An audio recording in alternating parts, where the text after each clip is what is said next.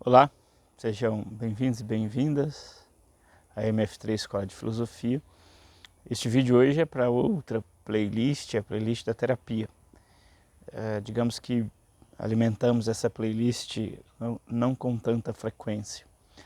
O tema de hoje é um pouco a ideia da escrita, da poesia, da linguagem, associando aí um processo bem pessoal com, por exemplo, na filosofia, aquilo que surge no contexto do romantismo alemão com a invenção da linguística moderna, quando se faz aí uma reviravolta, autores como Fichte, por exemplo, inverte a ideia de uma razão, por assim dizer, exterior ou uma ideia de que existiria primeiro um ser que depois teria o movimento, existiria as outras coisas. Então, a partir dessa teoria aí do Fichte especificamente, que coloca a ideia de que o eu que se coloca é a questão mais fundamental da existência, invertendo aí a ideia de movimento e ação como sendo primeiro o que existe, é isto, e depois disso se deriva as outras coisas. Neste cenário, a linguagem é muito importante. E nesse cenário, a ideia de fazer poesia, a própria ideia de terapia também, digamos assim, é muito importante. No geral, nós pensamos que existiria então um pensamento que está fora da realidade e existiria a realidade.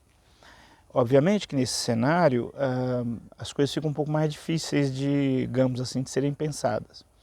Se nós invertemos, se nós passamos a compreender que o que existe, na verdade, está tão entranhado na linguagem que é difícil a gente fazer a separação, como se de um lado tivesse a linguagem e do outro tivesse a realidade, a partir então do momento que a gente junta essas duas coisas e a gente torna o núcleo da existência, por assim dizer, a linguagem. Então não há uma cisão entre a linguagem e, digamos assim, e o que é. Isso tem bastante teorias em torno disso. No meu processo pessoal, a escrita poética, por exemplo, está bem relacionada a este contexto. Há poucos dias até fiz um poema nesse modelo que eu faço, muito inspirado pela poesia concreta. São o mínimo de texto numa dada disposição visual que expressa assim uma intensidade de ideias absurdas, por assim dizer. Basicamente é isso que eu tento fazer. E nesse exercício, eu mais do que nunca faço um exercício de mim mesmo. É um colocar eu mesmo diante de mim mesmo. E a referência desses pequenos textos acabam sendo uma mistura, obviamente, de questões pessoais, subjetivas, mas que relaciona-se de algum jeito com os meus conteúdos de aulas. Então, de repente, eu termino uma aula sobre algum autor filósofo e aí, a partir do lidar com aquele texto específico que eu estou ensinando, eu fico pensando e aí surgem essas ideias. Então, essa questão da escrita, para mim, ela tem essa relação e tem várias outras relações. Eu mesmo passei por fases e fases na escrita. A primeira grande questão, portanto, a escrita não é uma coisa simples. A escrita é um exercício de si muito importante. Se então eu considero que o que existe é este ser linguístico, ou que o que existe é a linguagem, estão muito próximas, e o que existe, por exemplo, pensando em Fichte, é o próprio eu que se coloca. E esta ação do eu que se coloca, ela é eminentemente de natureza linguística, simbólica. Então nós chegamos numa proximidade da escrita com a existência humana que no geral a gente não tem noção disto. O quanto que é importante a escrita. E de como que a escrita, e não só a escrita, mas um conjunto de outras linguagens, todas as linguagens possíveis que nós utilizamos, linguagem corporal, vestuário, e tudo é possível de virar, digamos assim, linguagem como que nós fazemos uso dos objetos. Então a escrita ou a não escrita é muito importante para esse processo de como que está sendo a sua subjetividade. Aqui num resumo, por exemplo, eu escrevia... Primeiro, eu tinha a ideia de que eu não conseguia escrever. Isso recentemente se mostrou presente numa atividade que eu fiz. E eu me dei conta de que eu não me via como escritor. Uma jovem, 20 e poucos anos, se apresentava como escritora. E eu me apresentava como? Eu me apresentei como professor. E aí eu fiquei pensando naquela cena, né? A moça tinha publicado algum livro de ficção, alguma coisa assim. Eu estava me dando conta que a partir de 2010 eu comecei a escrever regularmente num blog que eu mesmo abri. E eu tive 1.200.000 acessos de leituras. E eu fiquei pensando, tem um livro publicado, tem um artigo publicado numa revista especializada, que inclusive tem aí mais de 10 citações em outros trabalhos acadêmicos. Isso no mundo acadêmico é o must, é a festa. É quase que um youtuber, né? Para o mundo acadêmico da filosofia. E eu não me via como escritor, mas para lá, eu escrevo muito, né? Muita coisa, né? Nesse blog aí, por exemplo, uns 950 textos de vários registros.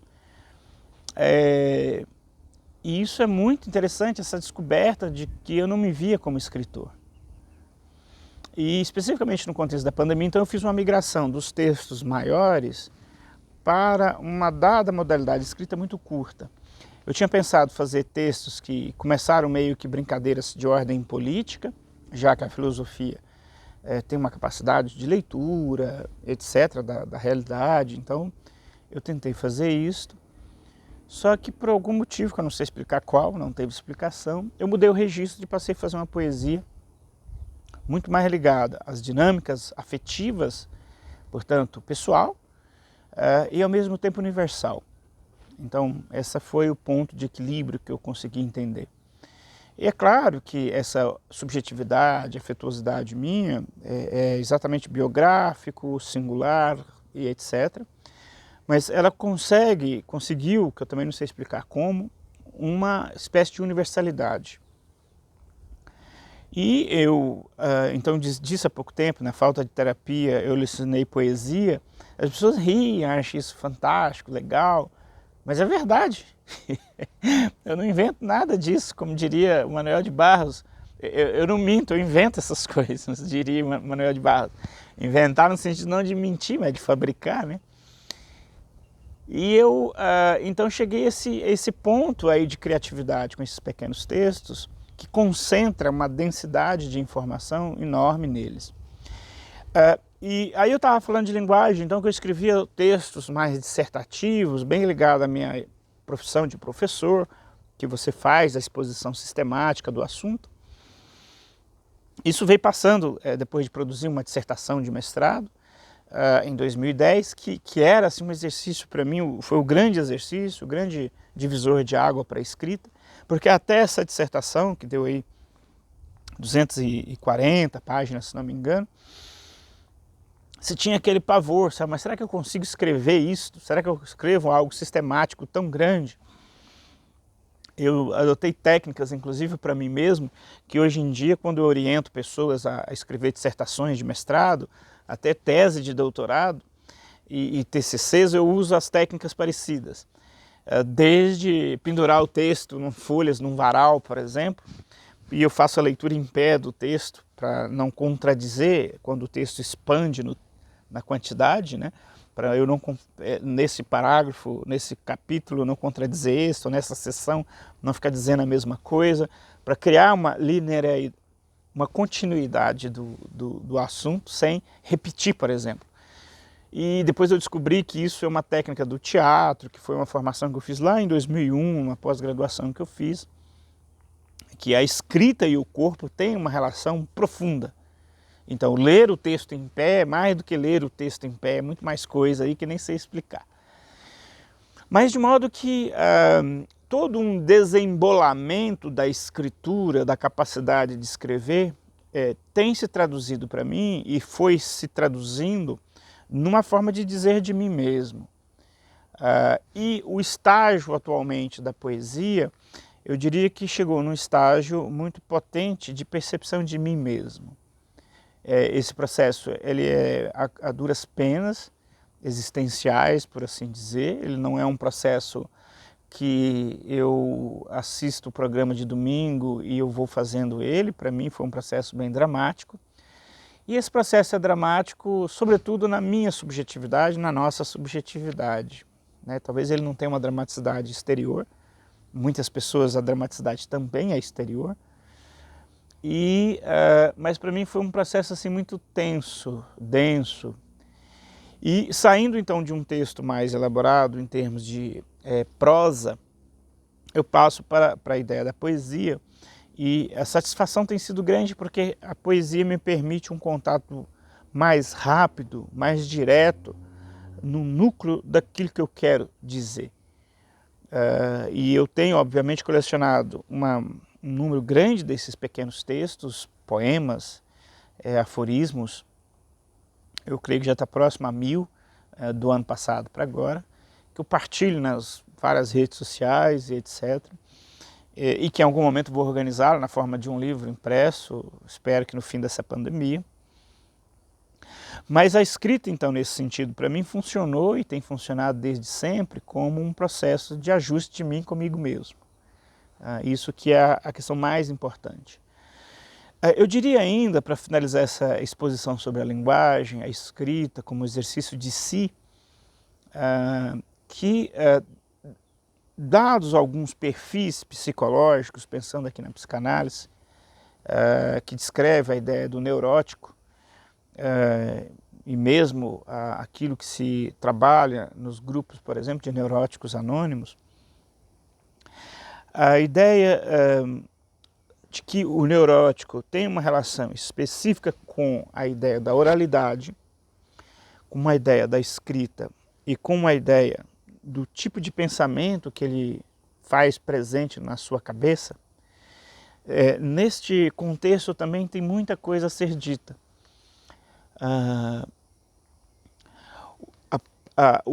O estágio de eu produzir esses pequenos textos, eles também estão sendo associados, ele está associado dentro de mim a uma diminuição de um excesso de um tipo de atividade mental, que obviamente eu considerava elas todas como sendo pensamentos. E a duras penas eu fui entendendo que nem tudo era pensamento. Fui aprendendo aí a diferenciar o que é uma fantasia, o que às vezes beira a alucinação, e o que propriamente é pensamento. No meu caso específico, não tem só a questão da minha experiência terapêutica, mas também tem a experiência de leituras de um Spinoza, por exemplo, ou de autores aí do contexto do romantismo alemão e dessa ideia do surgimento da linguagem. O pensador como Hamann, Hölderlin, Herder, Goethe, Fichte, Hegel e Schopenhauer, Nietzsche. E depois, se a gente vier para alguns pensadores de língua portuguesa e de cultura portuguesa, o próprio filósofo Agostinho da Silva, o Eudoro de Souza, produzir o Vicente Ferreira da Silva. Então não é só nome alemão que trata dessas questões. Nesses autores também a gente encontra essas questões de linguagem, pensamento, subjetividade. E eu posso dizer então que depois de muito apanhar na vida, a opção mais interessante que eu percebi é que eu podia aprender com isso. E aprendi um pouco este exercício aí de diminuir esse excesso de atividades psíquicas, porque eu achava que todas elas eram pensamentos, e eu agarrava profundamente neles. E era tão excessivo que você acabava não percebendo a si próprio. E isso cria uma série de questões. Chega mesmo a um não contato consigo mesmo.